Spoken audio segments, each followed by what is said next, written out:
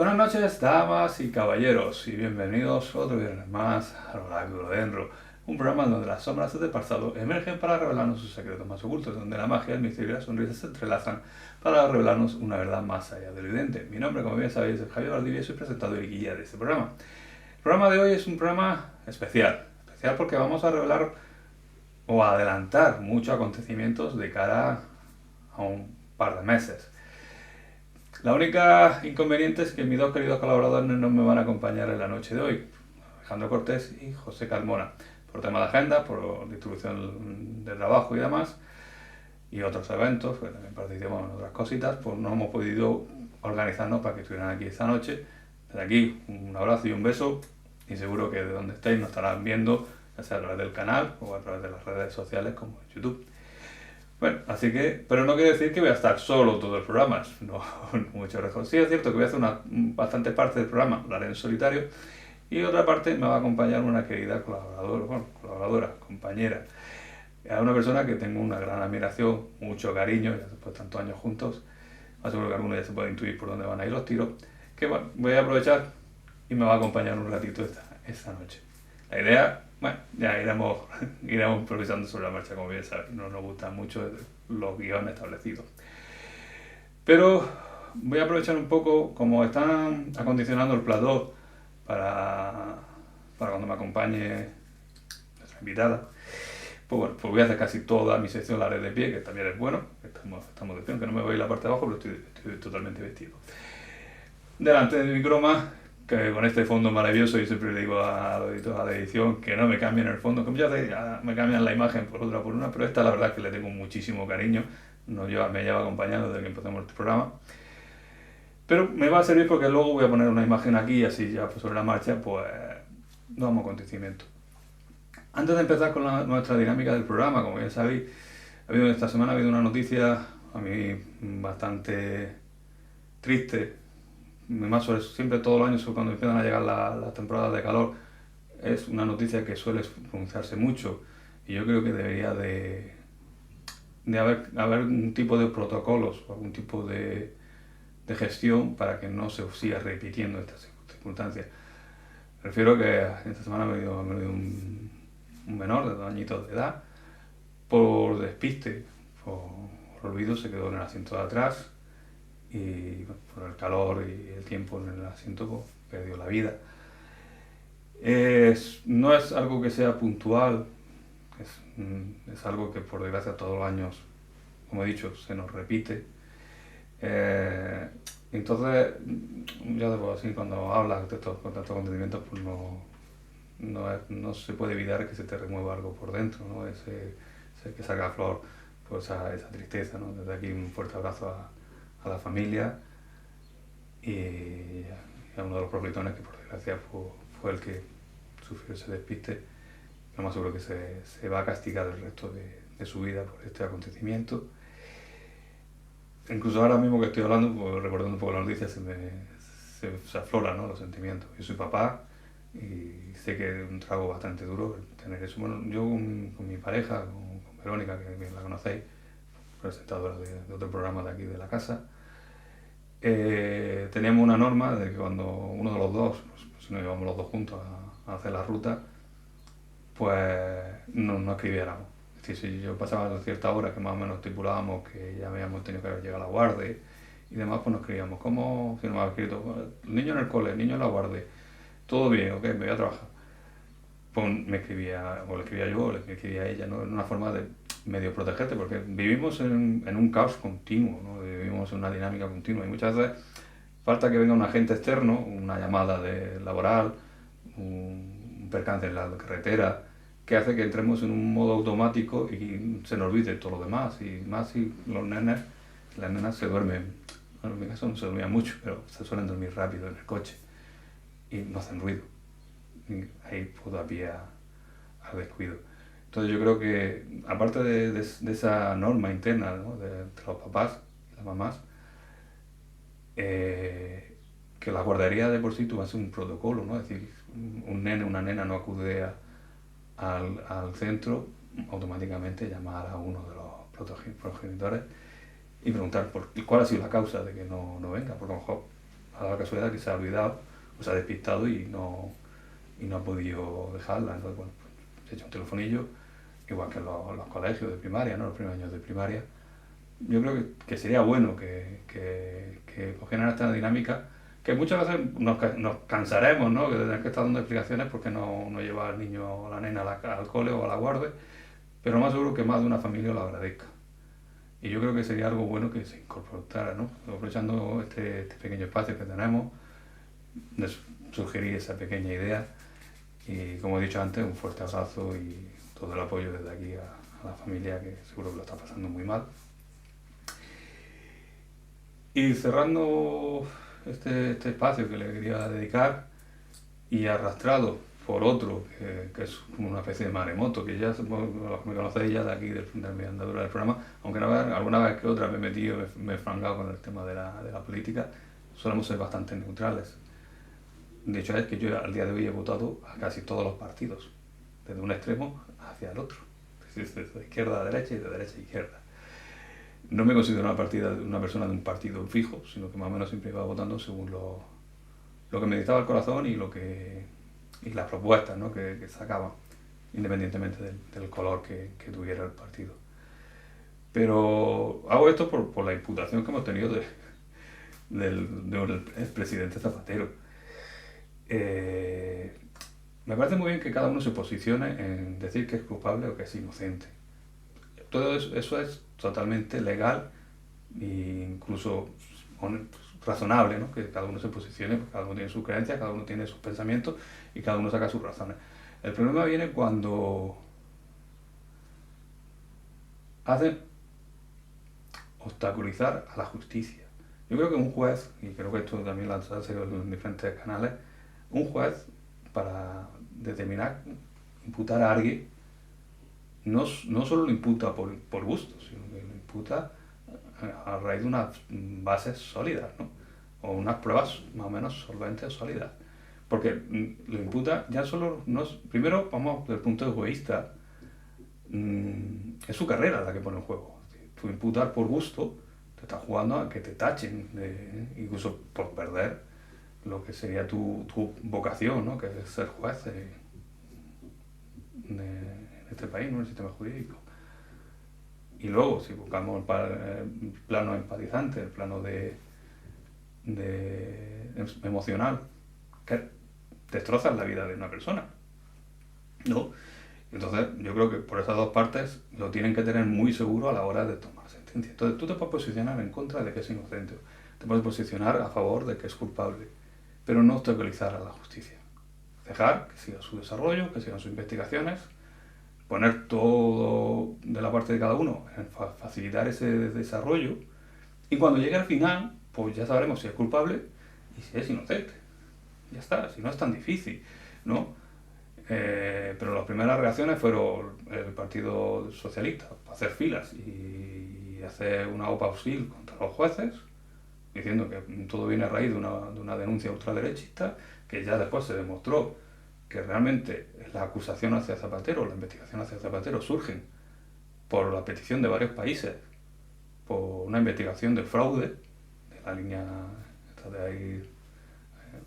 de estas de aviones, y a raíz de ahí, de esa investigación por parte de España, se dan cuenta de que hay pruebas que apuntan hacia Zapatero.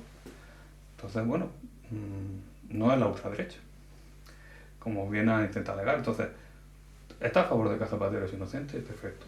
Posiciónate en ese punto, pero no obstaculices a los demás. O no intentes vender humo, porque luego, después de vender humo, al día de hoy ninguno ha dado las explicaciones o las responsabilidades. Yo cuando veo en el Parlamento, están ahí todos hablando y tal, y lo miro y me da la sensación de que estoy mirando el patio del colegio de mis niños, donde están los nenes, están jugando, surge algo y empiezan, no, tú, culpa tuya, no, culpa tuya, es que tú no sé qué, tú es que tú eres no sé cuánto.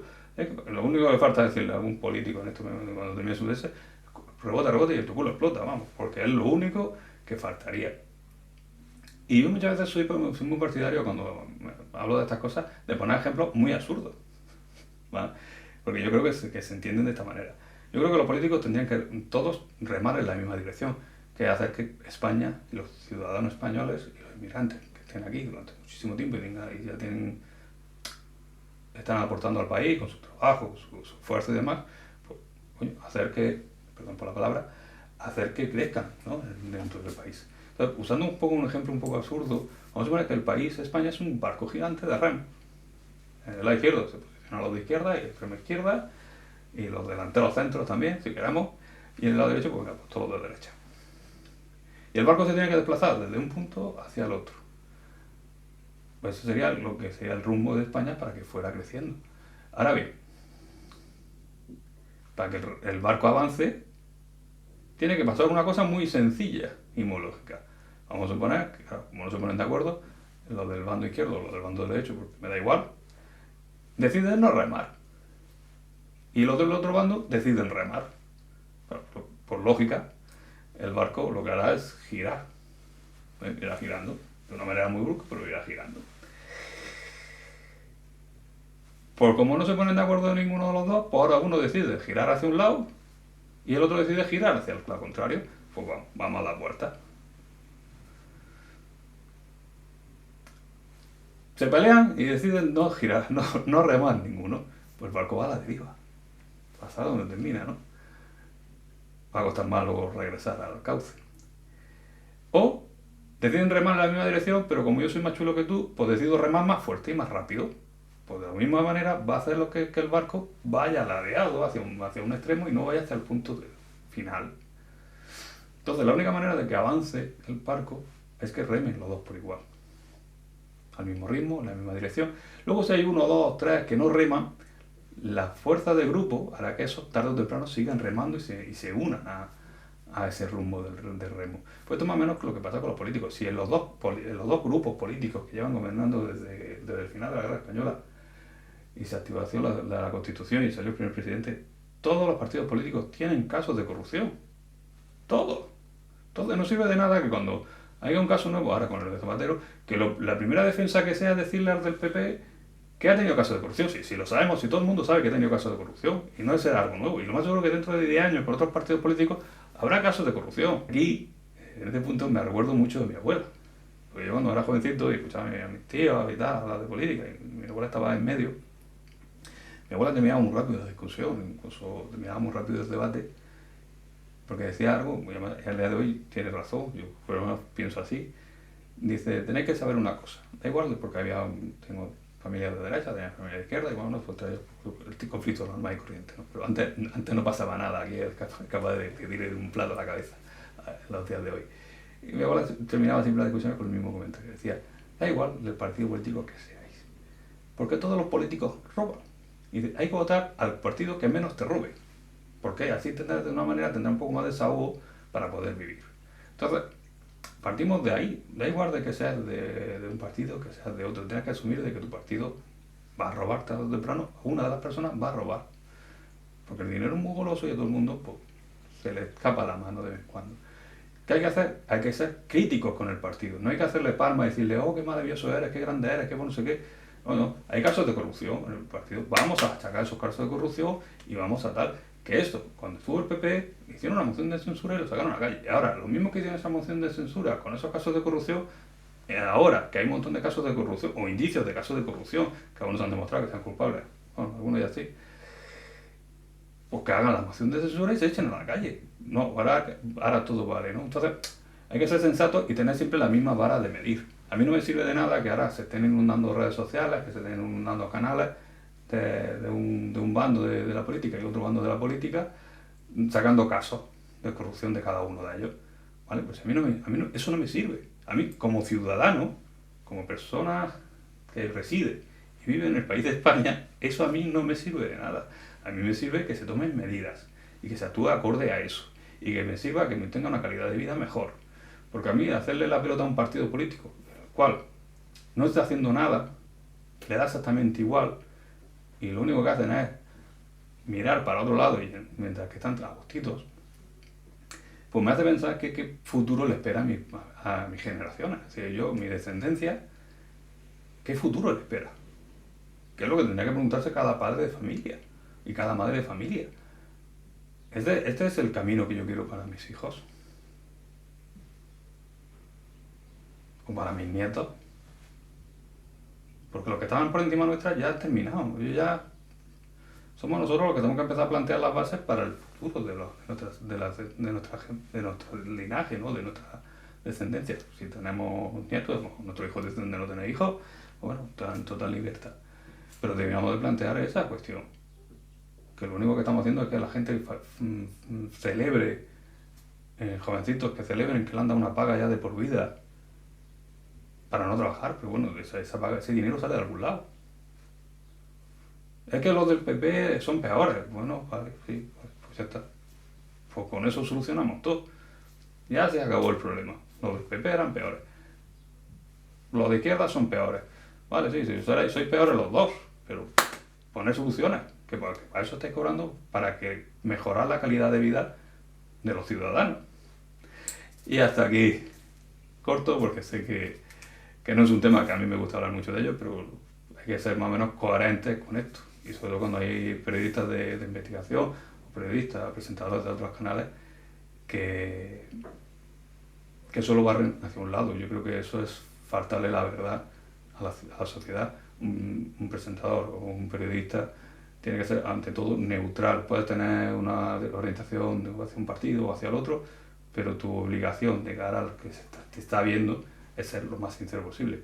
Y aquí nosotros tocamos otros temas, tocamos otras materias, pero nos informamos mucho. Yo sobre todo cuando hablo de temas de historia y legado y demás, intento informarme lo suficiente para que el mensaje sea lo más sincero posible, o al menos la mayor verdad posible. Por eso cuando estuvimos hablando de toda la línea cronológica de la orden, había muchos comentarios que me mandaba ahí diciendo, hostia, pues yo creía, porque yo había leído esto en otro lado y decía otra cosa distinta, pero aquí me estás diciendo tú esto.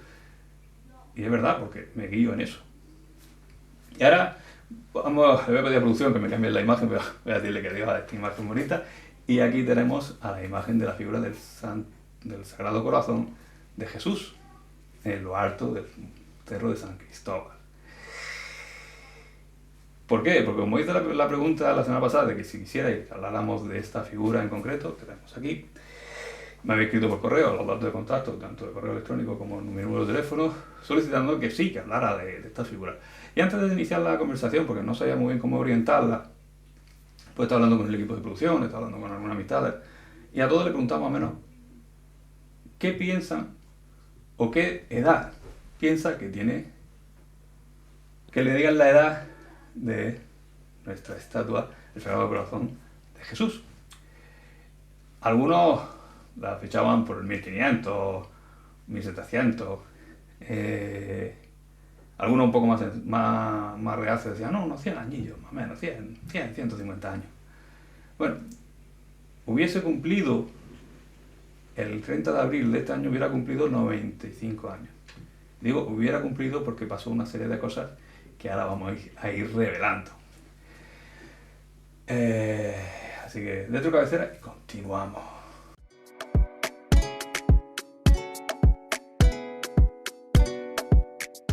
Bien, pues como estaba diciendo, hoy vamos a hablar de la estatua del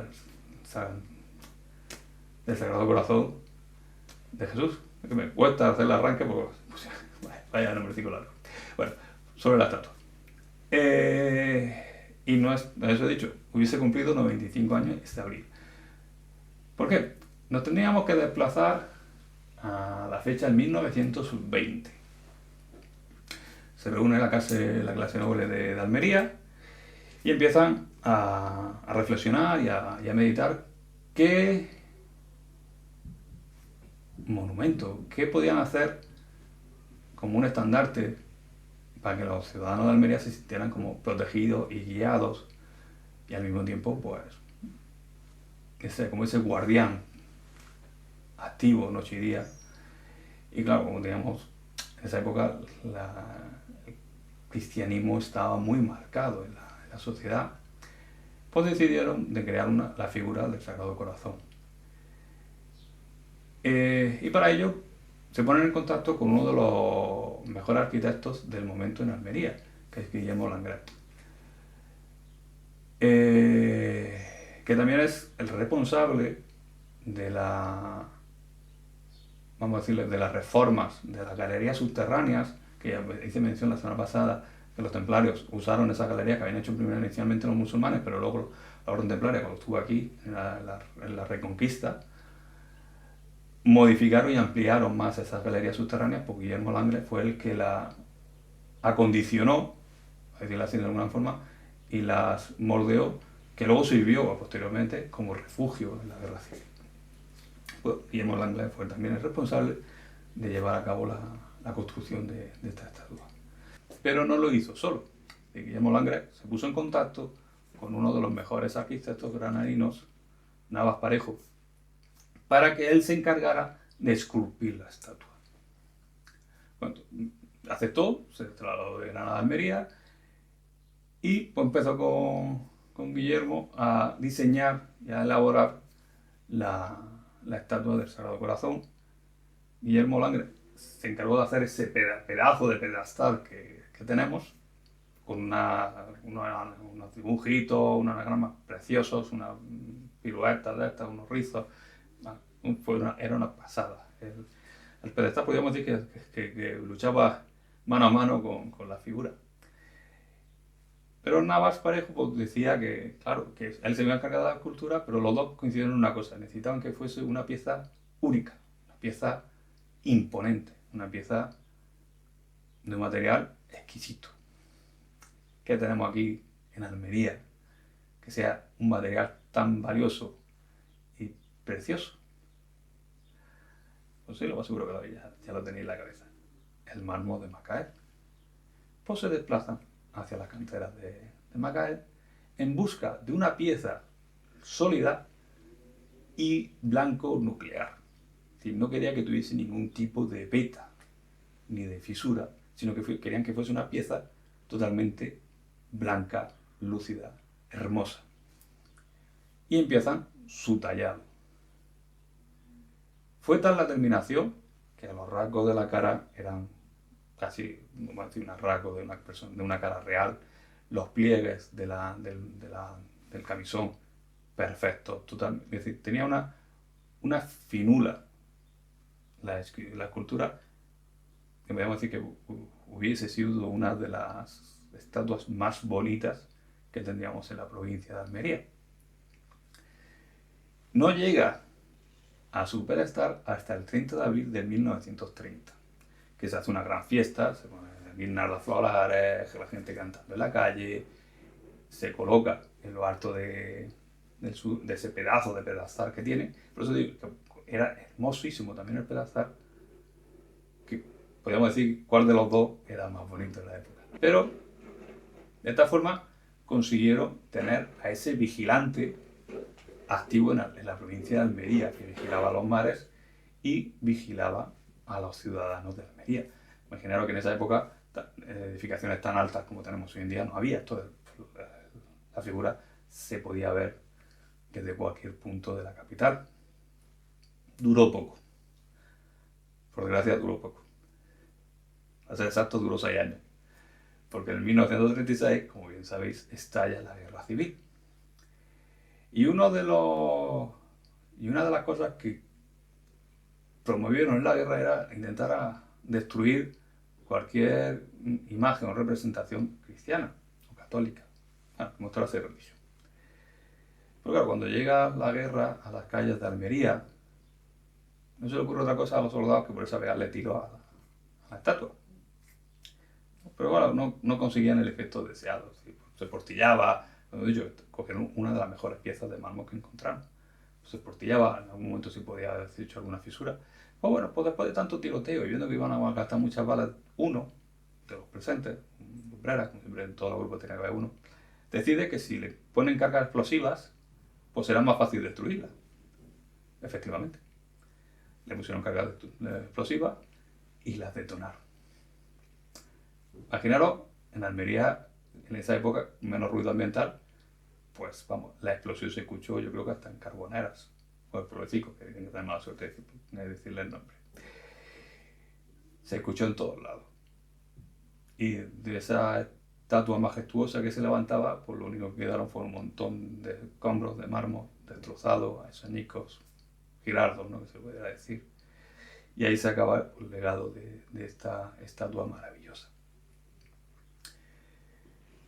Digo que imagino que se puede escuchar porque en esta semana hemos tenido ese incendio enorme en el puerto de Almería y se veía en todas partes, y mira que hay edificios grandes y se oía en todas partes. Pues imaginaros el punto más alto de Almería, que es la cima del Cerro San Cristóbal, pues una explosión así. Cuando termina la guerra en 1944, no voy a dar detalles de la guerra, todo el mundo más o menos sabe lo que pasó, hemos tenido los de mi edad más o menos, hemos tenido nuestros abuelos que han contado cómo salían corriendo y se escondían en los refugios, las sirenas sonando, todos sabemos más o menos el percance de la guerra civil y de la sangre que se derramó tanto de un bando como del otro. Así que no vamos a entrar mucho en más detalles, sino que nos vamos a centrar en la estatua del Sagrado Corazón de Jesús, que nos llevará al 1944. Al terminar la guerra, el capital económico ya no es lo que era, bastante menor, pero la provincia de Almería echaba en falta a su guardián, a su protector, a su guía, a ese custodio de la provincia. Entonces vuelven a contactar con Navas Page y le solicitan que construya nuevamente la estatua. Pero a diferencia de la primera vez, el tiempo era menor, el presupuesto era menor y la demanda era mayor. Y esto, para que hagáis una idea, esto cuando estamos en la aplicación estas vamos a hacer un poco de publicidad, de Temu, estamos mirando las fotos del producto y vemos las fotos y decimos, madre mía, qué pasada de producto, ya sea ropa, ya sea artículos de electrónica, y lo compramos. Y cuando nos llega, no tiene nada que ver. Que dice, pues no es lo que yo esperaba. Pues lo que más o menos pasó con la estatua. El pedestal lo hicieron mucho más simple, le quitaron casi todos los grabados.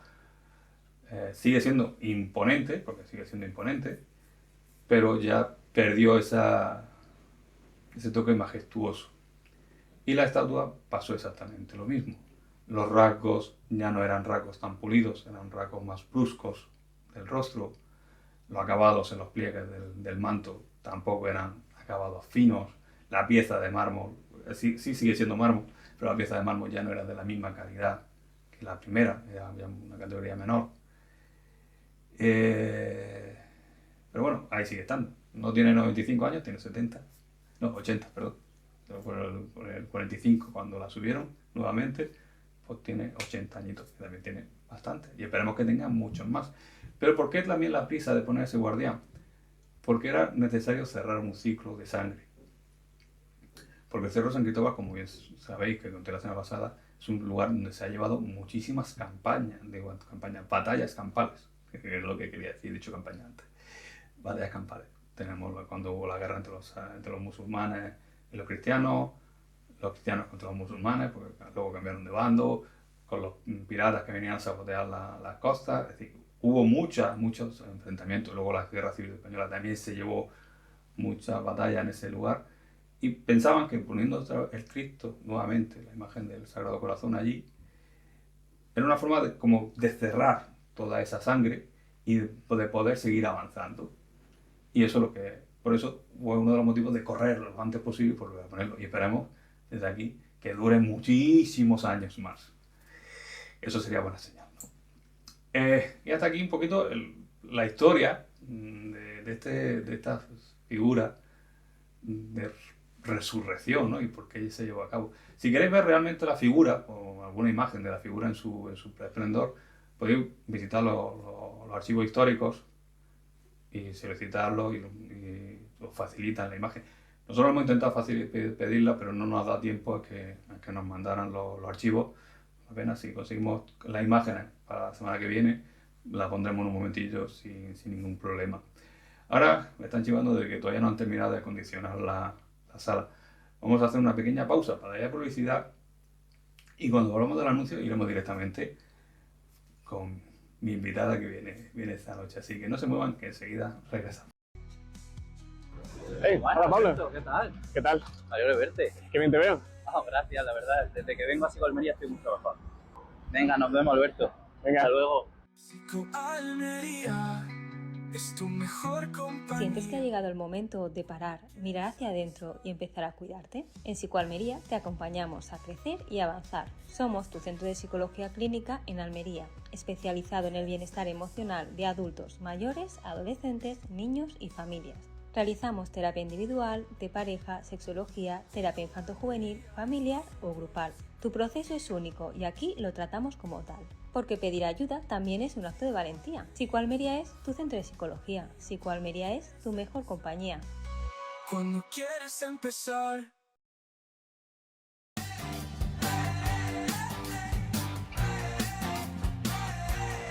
Elige tu ando, alista tu equipo, la batalla está a punto de comenzar. Un entorno realista, misiones desafiantes. ¿Tienes lo que se necesita para sobrevivir?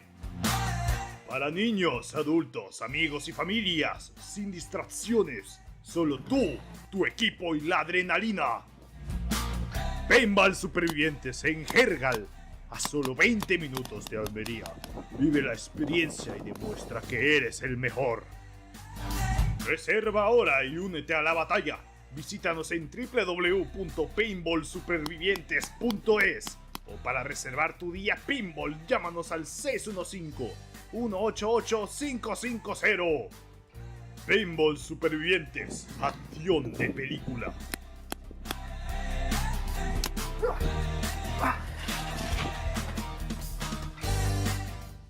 La casita jergaleña, un lugar con encanto, comodidad, confort, para 8 personas y para disfrutar de la naturaleza que ofrece nuestro pueblo Jergal en Almería.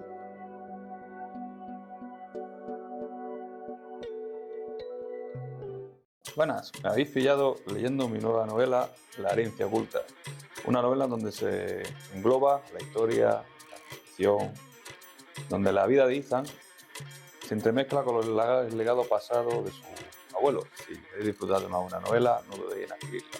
Podéis comprarla en el comercio, en el Oráculo de Enro, situado en carretera Ronda 202 o en nuestra página web, laherenciaoculta.com.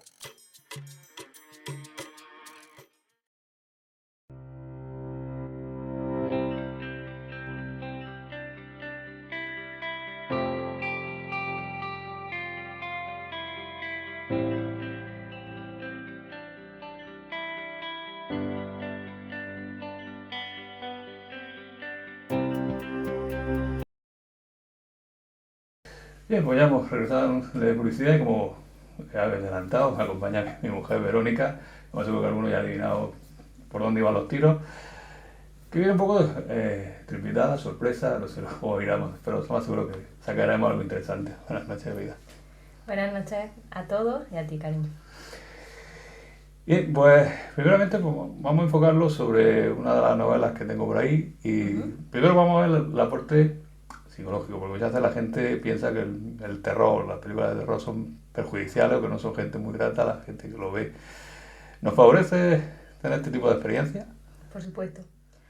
¿Por qué? ¿Para qué? ¿No? Muchas preguntas hay. A ver, el tema del terror siempre a nivel psicológico ha motivado muchísimo entusiasmo porque es un terror controlado. Sabes que realmente no hay un peligro real. Es como fantasear, no deja de ser eso. En muchísimas fantasías, también sexuales, por ejemplo, te puedes permitir lo que quieras en tu mente porque sabes que no tienes por qué llevarlo a cabo si no quieres. Con el terror es similar. El tema de las películas, las novelas, te hace barajar todas esas hipótesis que en la vida real a veces te da miedo barajarlas. Pero como es un ambiente más controlado mentalmente, te permites experimentar esas emociones, esos pensamientos, sin saber que hay consecuencias ni peligra tu vida. Aún así hay personas que no lo toleran, pero a las personas que les gustan ese aporte de adrenalina, la verdad es que da pues eso, más vidilla, más vitalidad. Entonces, ese tipo de novelas, como las que vas a lanzar ya mismo, hay un porcentaje de la población muy alto que pues atrae bastante. Y eso es lo positivo. Ahora vamos a poner de introducción que meta como una especie de anuncio que se llama Multray para que sepáis por dónde van los tiros y ahora continuamos. Así que dentro vídeo. La naturaleza es implacable cuando se la fuerza a adaptarse.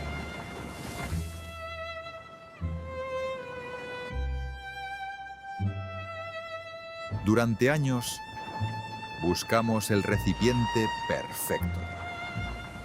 Extirpamos el miedo, el dolor, la identidad.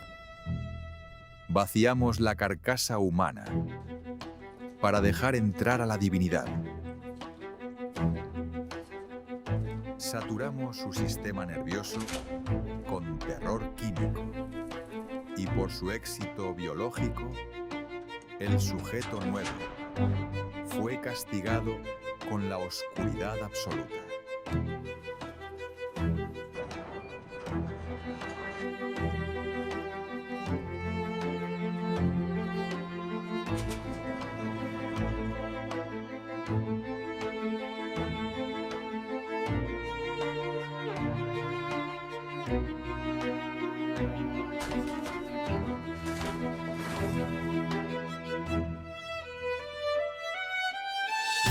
La muerte no es una tragedia, es un simple interruptor. Solo sois mecanismos de carne y hueso. Y quiero ver cómo os rompéis.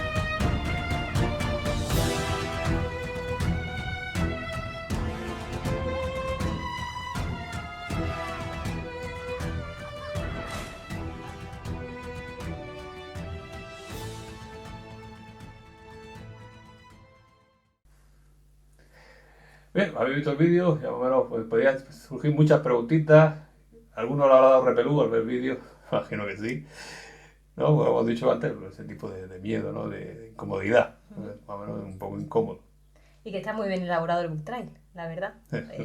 Está muy chulo porque despierta eso, el tipo de música, el tipo de imágenes, ¿no? Ahí ya empieza a reflejar lo que te vas a encontrar en la novela, ¿no? ¿Entiendes? Claro, sí, es como el preámbulo de la novela. Estamos aquí hablando de una novela, todavía no hemos dicho el porqué, pero ahora entraremos más detallito. Exacto, te voy a hacer preguntillas, ¿no? Para que la gente conozca un poquito más de esto. Y sabía que vamos aquí, no me iba a librar. Bueno, Aunque aún no esté en el mercado, va a ser eso, un caramelito, ¿no? Que vais a poder saborear en poquitos meses. ¿Cómo surge esa idea de Sujeto 9? el nombre de la novela, Sujeto 9, surge porque digamos que soy un poco inquieto, o un poco intranquilo, o, vamos a decirlo, inconformista. Y yo me marqué cuando empecé con mi novela, empecé a escribir la primera novela, La herencia oculta, que es la que tenemos aquí, me ha acompañado todo este trayecto, que mi objetivo sería intentar llegar con una editorial tradicional, que son las que todo el mundo conoce, como Planeta, o Penguin Random, o incluso Minotauro, creo que también es una de las editoriales tradicionales. Mi sueño o mi esperanza era que una de mis novelas pudiera llegar ahí, ¿no? Y salir un poco del bucle de los escritores novel, que son de autoedición o de coedición, romper esa barrera y llegar a una editorial que me surja. Entonces pues, me puse a mirar, siempre a mí me gusta el terror, controlado me gusta y más, pues si estoy metido en el mundo de la parapsicología, fantasmas y cosas por el estilo, pues es algo que tengo a mano. Pero claro, quería crear algo que dentro de cierta manera pudiera ser algo real, ¿no? No un fantasma, no un extraterrestre, ni nada así, ni satánico, ni diabólico, sino algo que la humanidad pudiéramos crear en algún momento de la vida. Y de ahí surge la idea. O sea que hay cierta probabilidad de ocurrencia en algún momento de esta sociedad, ¿no? Aunque sea baja la probabilidad, no es imposible. No es improbable que imposible. Exacto, pero ya hubo casos similares que intentaron los ejércitos acondicionar a los soldados para que no sintieran miedo o no sintieran terror en el campo de batalla, que se dieron cuenta que no servía porque los soldados no tienen miedo, pues no me cubro porque la bala no me pasa nada, ¿no? Y mira, puedes imaginarte cómo termino. Pues de ahí surge todo eso. A ver, el miedo es necesario. Sí, si no, no estaremos vivos. Exacto, entonces el miedo es necesario para la supervivencia, tanto sea para luchar o huir, pero es necesario.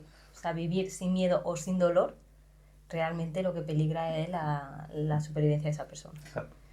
Porque incluso con miedo saca muchas veces esa fuerza, ¿no? Esa motivación y esa capacidad de poder resolver muchas cosas. Vale, luego, ¿cómo te sientes con esta semana que has recibido dos buenas noticias de dos editoriales? La verdad que al día de hoy estoy bastante emocionado. Es decir, mira que ha pasado ya un par de días. Porque mi objetivo que era que una editorial tradicional me contestara un correo y te dijera, nos gusta, que claro, cuando te pones la gente que no está muy metida en el mundo, pues no sabe lo difícil que es, ¿no? Y hay muchos escritores que tienen novelas o escritos magníficos, con una historia enorme, pero no tienen un currículum, ¿no? Y por desgracia eso marca mucho. Aunque digan que buscan escritores que marcan no sé qué, no, está muy bien reducido.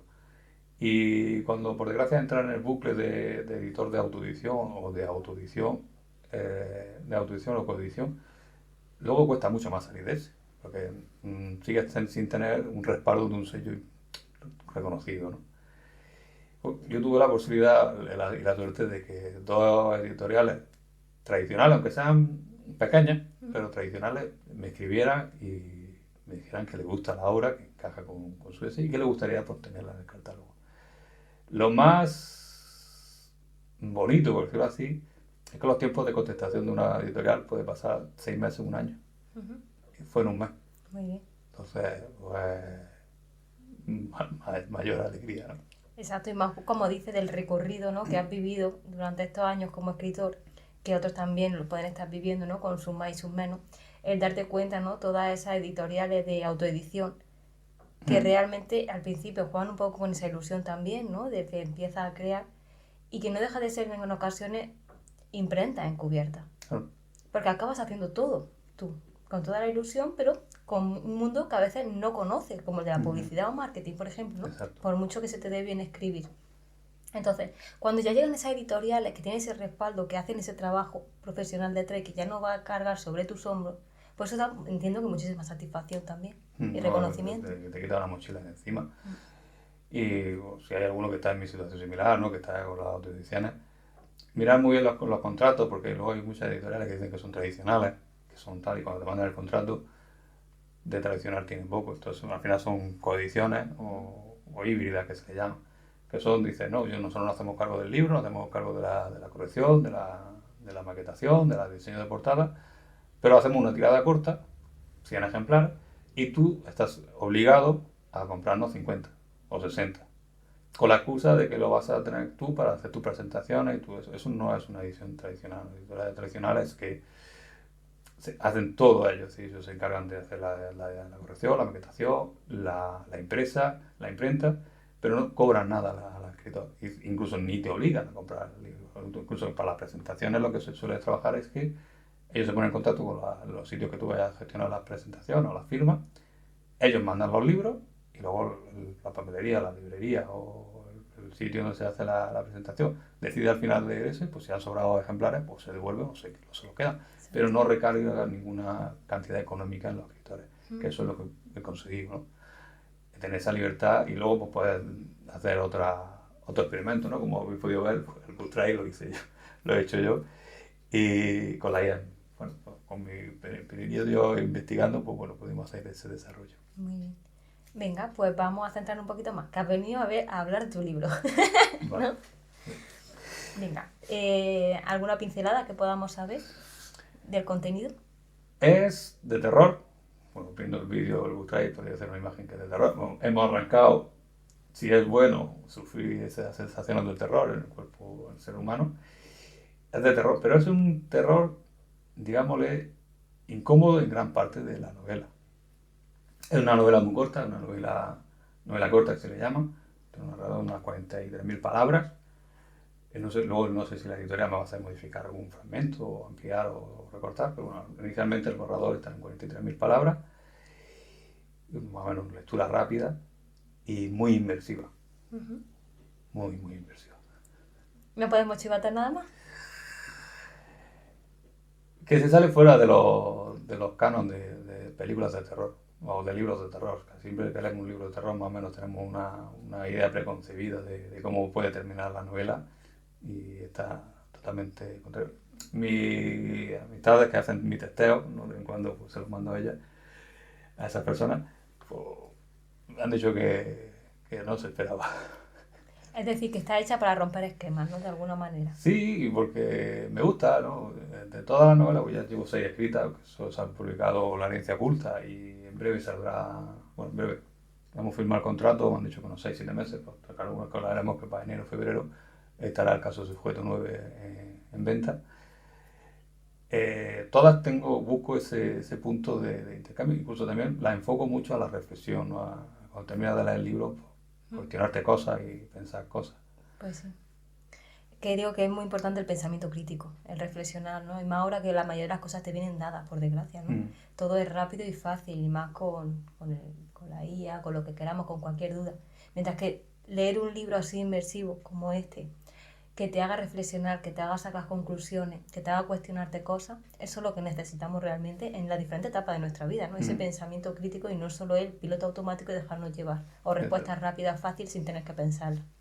Efectivamente. Y si hago que miréis las esquinas, pues cuando salgáis de noche miréis por la esquina antes de cruzarlas, pues quiero decir que he conseguido mi objetivo. A ver si me va a conseguir pacientes con fobias. Ya, pues ya podríamos intentarlo, ya hacemos un trabajo encubierto. Bueno, ¿qué más cositas de anécdota mientras que escribí esta novela? De anécdota, así, bueno, más con las otras novelas. Con esta, como tenía la idea muy clara de lo que quería conseguir, fui casi a tiro hecho. Pero pues, ahora una de las anécdotas que más me ha impactado, y tú estás presente, fue cuando anuncié a mi familia, ¿no? La primera que se enteraron fue mi mujer y mis niños, de que una editorial estaba interesada en la novela, que esa misma noche se pusieron, los dos mayores se pusieron a escribir su primer libro. Sí. Entonces te das cuenta de que tus acciones tienen su recompensa, aunque no tuviéramos o no tuviese ese reconocimiento de una editorial tradicional, pero bueno, pues que los niños se animan y empiezan a escribir, pues mira. Pues, sí, que te ven como un modelo también. Claro, y eso pasa así. Yo creo que sería la anécdota más emocional que voy a tener. Luego pues, tener anécdotas las típicas, ¿no? De pensar que ha guardado el documento y no lo ha guardado y pierdes 3 o 4 capítulos. Pero es que también lo escribo a papá. Bueno, está bien, está bien. Pues muy bien, pues me gusta muchísimo. Nos quedamos con eso, ¿no? Que es una novela que te hace reflexionar, que trabaja mucho el pensamiento crítico, que sobre todo es inmersiva y te transmite emociones, con lo cual lo que entiendo que quieres del lector final es eso, que se le muevan cosas por dentro, ¿no? Exacto. Que se despierten cosas. Piensa que el protagonista, ¿no? Se centra en la novela, es un nene de 10 años. Como habéis podido ver en el Ultraí, no se entiende muy poquito, pero es un nene de 10 años en donde uno de los personajes principales empatiza con él porque de pequeño sufrió maltrato por parte del padrastro y entonces pues empatiza un poco por la situación que ha vivido ese nene hasta esa edad y entonces es un poco una lucha entre las emociones del personaje, del adulto, para intentar ayudar a ese niño como a su abuelo lo ayudó a él a salir de esa situación, y del niño de descubrirse a sí mismo. Entonces, es que no quiero revelar mucho. No, Si está bien así. Lo único que tenemos que recordar es sujeto 9, autor Javier Valdivia. Exacto. Y la editorial, pues, Esqueleto Negro, que será la que se va a encargar de llevar a cabo la distribución, la venta. De todas maneras, cuando ya tengamos las fechas más exactas, pues ya iremos mencionándolo aquí. Pero podríamos decir que esta sería una de las noticias, pero esta mañana, la mañana de este viernes, he recibido otra que, bueno, hace mención, aquí en el programa hace mención de que estamos trabajando en una segunda edición de la herencia oculta, porque obviamente todos los ejemplares físicos se vendieron y porque tenía una espinita muy grande clavada, que era que el resultado final no se ajustaba a lo que yo deseaba. Bastantes ratas sueltas, algunos desajustes en algunos acontecimientos, repetición de párrafos. Y esta sí lo hice con la autoedición, volvimos a hacer esa autoedición. La autoedición en sí no es mala, tienes que cargar con toda la responsabilidad. El problema de una autoedición es encontrar una que sea buena. No porque sea fácil, porque aquí en Almería tenemos bastante de autoedición, por desgracia las dos que he trabajado yo con ellos, pues no he tenido ningún resultado óptimo con ellos, yo no las recomendaría, no, ni siquiera a veces menciono aquí para no hacerle publicidad. Pero con la que estoy haciendo la segunda edición, la verdad que hasta el momento de hoy estoy muy contento. Ya me han avisado de que va a pasar a imprenta. Calculamos un mes, así que para mediados de junio, principios de julio, ya tendremos el primer ejemplar impreso. Así que lo traeremos aquí y lo enseñaremos en el programa. Muy bien. Es decir, la segunda edición de La herencia oculta. Exacto. La primera, porque La herencia oculta al final me ha dado para escribir 4 libros. Sí, sí. Tengo 4 libros, al final una saga. Por la segunda edición de esta primera novela, en un mes y medio, aproximadamente 2 meses, pues, finales de junio, mediados de julio, ya tendremos la segunda edición sacada y a la venta. Que es normal tener más de una edición de cada obra y se va mejorando cosas. Quiero decir, es lógico, no es un error para nada, es simplemente mejorar. Crecimiento, es lo que Exacto. te encuentras por el camino. ¿Y la segunda parte? ¿Para cuándo? La segunda parte no puedo dar muchos detalles, que ya lo sabes, va a meter una cerrona, por la sencilla razón de que está en un concurso.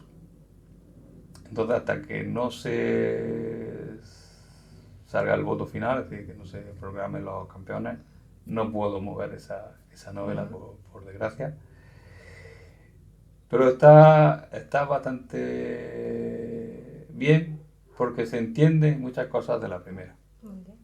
Sí, porque hay un desarrollo de la segunda novela que hace entender la primera. Dice, ahora entiendo por qué pasó esto, por qué ha sucedido esto. Aunque en la primera novela, más o menos, cuando lo lees, tiene todo sentido. Pero al leer de la segunda ya entiendes muchas cositas. Sí, está bien que la primera obra la disfrutas, pero no te das cuenta a lo mejor de pequeños detalles que luego cobran sentido. Exacto. Muy bien. Y en la tercera, pues volvemos a la andadura entre Ethan y Chloe. Y como le prometí a mi hija, pues Chloe tiene un papel más principal en la tercera novela. Ahora cuando crezca el pequeño también te lo va a reclamar. Escribiremos otro universo independiente. Ya está, multiverso. Sí. Muy bien, pues genial, muchísimas gracias. No, así, pues puedo acompañarme este ratito, ya que iba a estar solo toda la noche, por lo menos así no se hace pesado. Y hasta aquí el programa de hoy. Espero que lo hayáis disfrutado en su totalidad, ¿no? Habéis descubierto un poquito más la figura del Sagrado Corazón de Jesús. Y como siempre, si tenéis alguna duda, alguna cuestión, pues nuestros datos de contacto, nuestro correo electrónico y nuestro número de WhatsApp. Agradecer a nuestros queridos patrocinadores que me dan la posibilidad de estar aquí viernes a viernes, que es Cico Almería, Paima Subvivientes, la Casita Jercaleña y el Comercio Federal Cruz Enro. Y todo esto es posible por vosotros, que estáis ahí cada viernes detrás de la pantalla. Así que desde aquí, como siempre, un abrazo y un beso y nos vemos el próximo viernes a la misma hora, a las 9. Así que disfruten del fin de semana.